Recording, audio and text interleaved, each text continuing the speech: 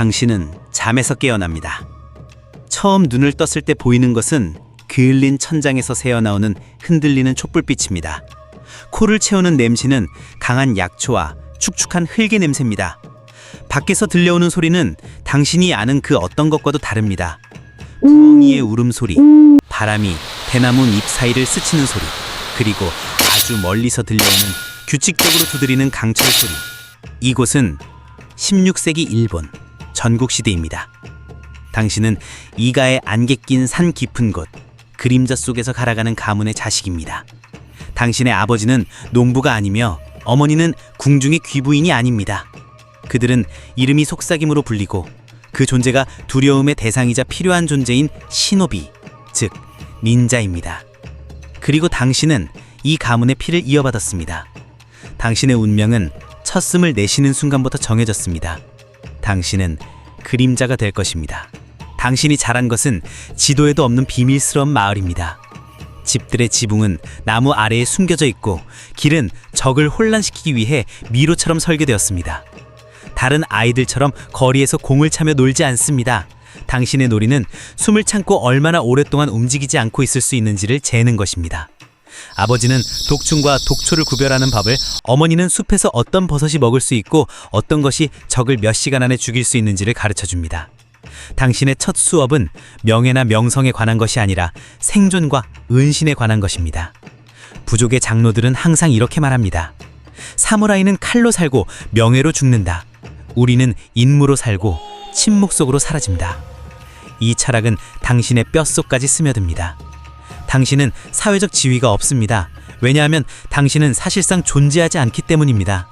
당신은 귀신이자 소문입니다.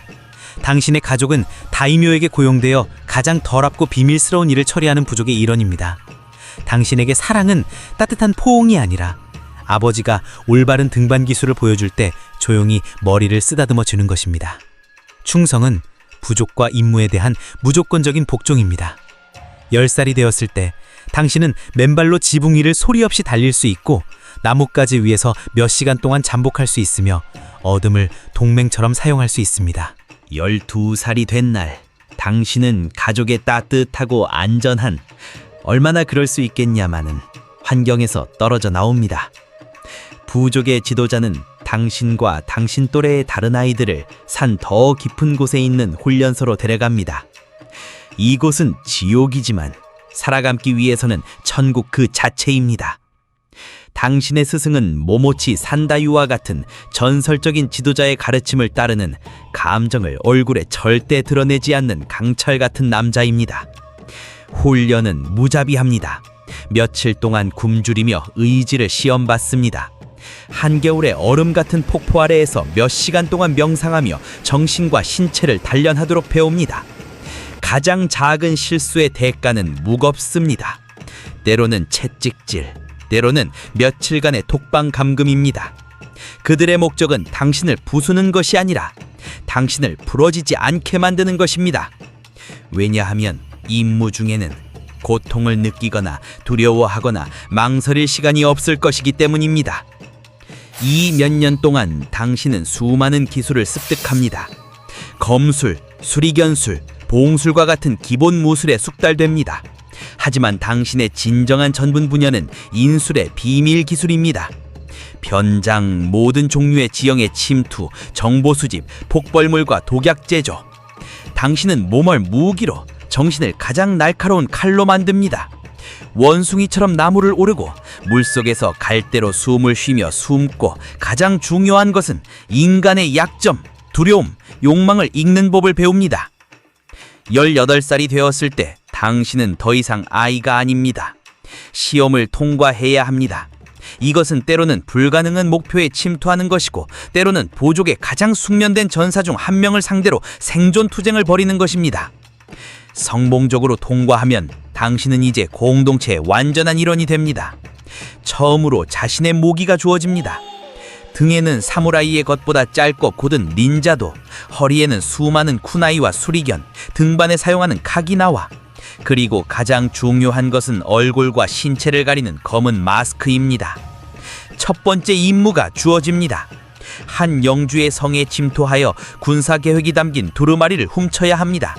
몇 년 동안 이론으로 배운 모든 것이 이제 피비린내 나는 현실로 변하려 합니다.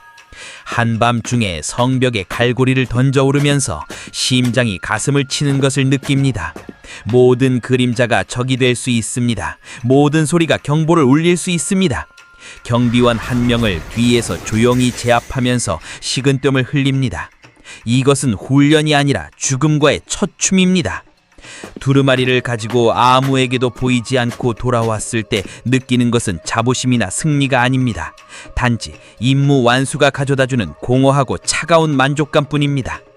이제 당신은 시노비입니다. 때는 1581년 일본 통일의 야망에 불타는 무자비한 영주 오다 노부나가는 자신의 힘에 위협이 된다고 여긴 이가의 신비로운 닌자비족을 파괴하기로 결심합니다.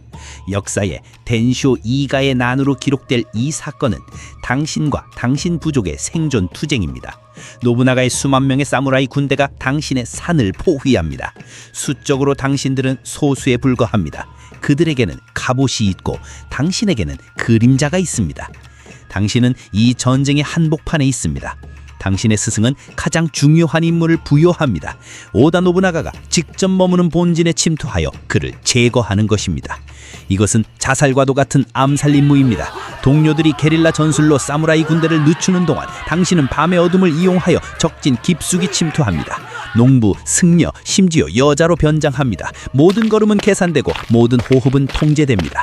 노부나가의 막사에 도착했을 때 주위가 최정의 사무라이들로 둘러싸여 있는 것을 봅니다. 바로 그 순간 수년간의 훈련이 하나의 목적을 위해 발휘됩니다. 연막탄으로 순간적인 혼란을 만들고 유령처럼 막사 안으로 스며듭니다. 노부나가는 칼을 뽑고 그의 눈에는 놀라움과 분노가 있습니다. 강철이 강철에 부딪힙니다. 이것은 명예로운 결투가 아니라 그림자의 필사적인 공격입니다.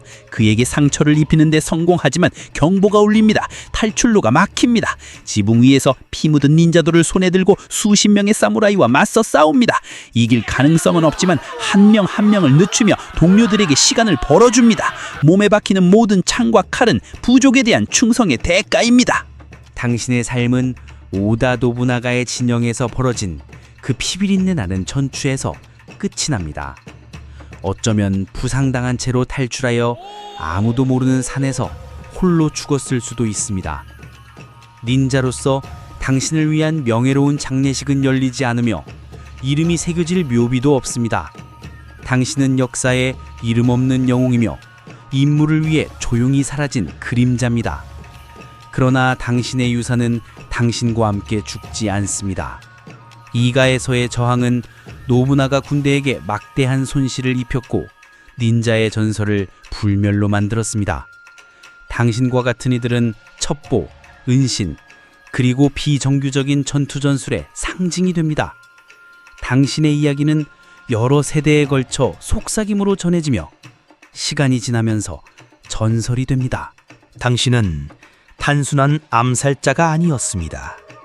당신은 억압받는 자의 편에 서고 토꾼에 맞선 의지였습니다. 당신은 단순한 첩자가 아니었습니다. 당신은 정보가 가장 큰 무기임을 증명한 전략가였습니다. 당신은 단지 어둠 속에 숨는 전사가 아니었습니다. 당신은 가장 절망적인 순간에도 희망의 빛이 될 수 있는 헌신과 희생의 화신이었습니다. 당신은 닌자였습니다. 그리고 그림자는 당신의 이름을 영원히 속삭일 것입니다.